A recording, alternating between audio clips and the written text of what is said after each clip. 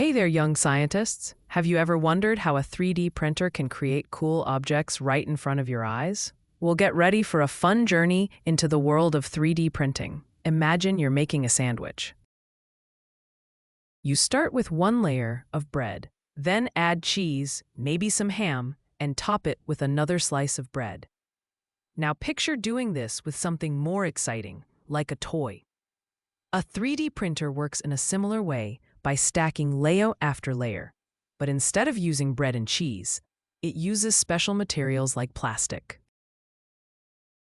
Here's how it happens. First, someone needs to design a model of the object they want to create. This is done on a computer, using something called a 3D design program. It's like drawing a picture, but instead of being flat on paper, this picture pops out, like a real object. Once the digital design is ready, the 3D printer takes over. It reads the design and decides how to build it, layer by layer. Think of the printer as a magical robot that squeezes out thin lines of melted plastic, just like icing on a cake.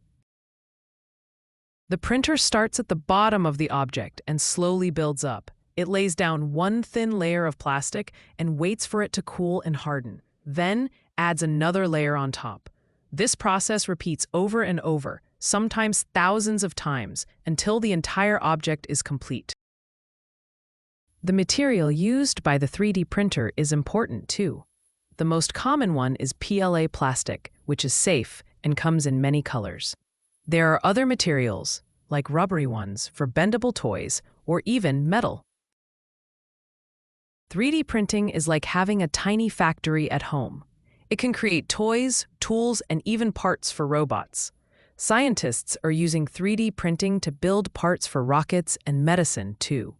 Isn't that amazing? The next time you see a 3D printer, you'll know it's not just a machine, but a creative builder, stacking layers to bring digital dreams into the real world. So, what would you print if you had a 3D printer? The possibilities are endless.